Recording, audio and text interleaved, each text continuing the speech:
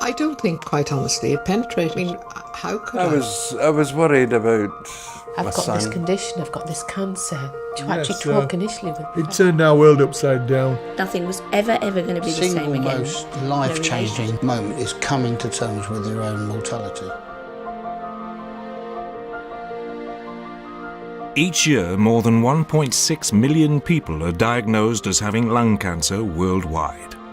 It's one of the most common kinds of cancer, accounting for almost 13% of all diagnoses. You are not alone.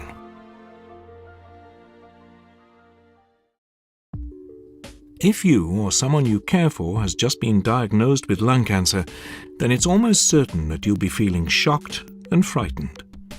Fear of the unknown and uncertainty about the future can be stressful to you and to those closest to you. This DVD has been produced with the help of other patients, carers and healthcare professionals to help you and your family prepare for and best manage the journey ahead. We show you what to expect during your treatment, how other patients have each reacted and dealt with their own experiences and emotions, as well as sharing some of the many positive actions that they have taken to ensure they get the best from their treatment and life going forward. Each person's experience is unique, and while you may prefer to watch the whole DVD in one go, you may also prefer to pick sections which are most relevant to you at any one moment in time. For this reason, the content is split into easy-to-use chapters for you to select from.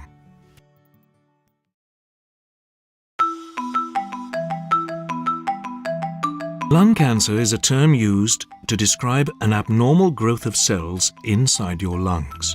Cancerous cells reproduce at a much quicker rate than normal and cluster together to produce a growth or fluid. This is commonly called a tumour. If the cells first start growing in the lung, it's called a primary tumour.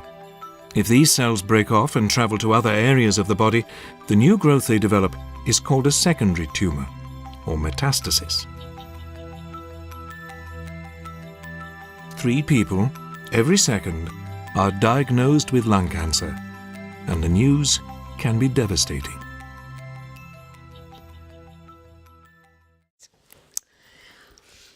The 21st of June 2005 was the day our life changed completely. Well, initially, I always seemed to have a cold. And during the process of my work, I started to feel as though I was slowing down. I went to visit my doctor. I had a persistent tickly cough, and the wife was going on, "Oh, you must get it sorted, and one thing and another." And it hadn't even dawned. I mean, I had no reason to think there was anything seriously wrong with me. I mean, I'd had a bronchoscopy on the Wednesday and a scan on the Friday. And I was in church on Sunday, and there was somebody, I knew her mother was ill, and I said, "How is your mum?" And she said, "Oh, she's got lung cancer."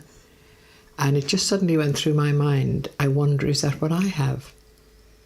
To tell you the truth, it wasn't the words that happened. I've always been a fairly laid-back kind of guy, and I don't show emotion very easily.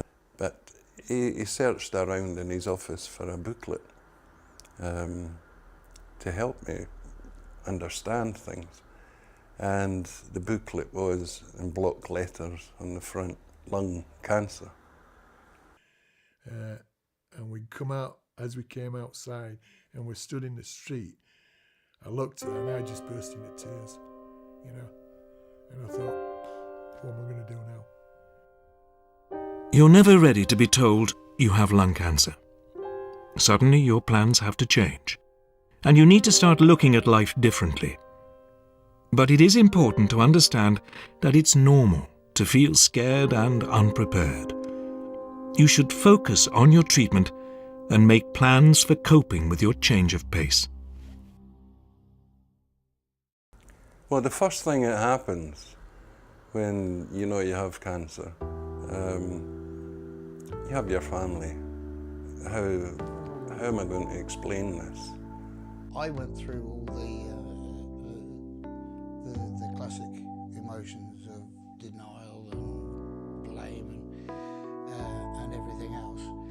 If you ask me how it coped, he went into complete shutdown mode for a few months. Didn't talk to anybody, didn't talk to me. And then came out fighting. And months later, when we were talking about what he was doing, he was literally getting his head around it and left me to do all the peripheral things around him. And he just said, "Don't cry, you need to be strong for me."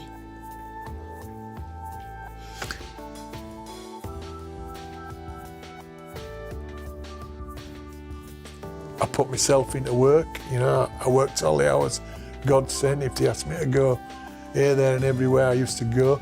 I used to volunteer for all the overtime, you know, just to wrap myself up.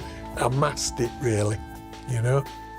And plus the fact I didn't have to face Susan, you know, and discuss it with her, you know. Because, you know, every time she looked at me, I mean, it seems silly, but she's sort of like bursting into tears, you know. I really had no idea how it might affect the rest of the family. I barely accepted it myself. I hate to say it, but there were times where, am I going to wake up in the morning? I actually thought that. It turned our world upside down, but I had to look forward and we had to think positive and say, right, let's get this surgery out the way and see how we go from there. This is something that nobody else is experiencing. This is my cancer.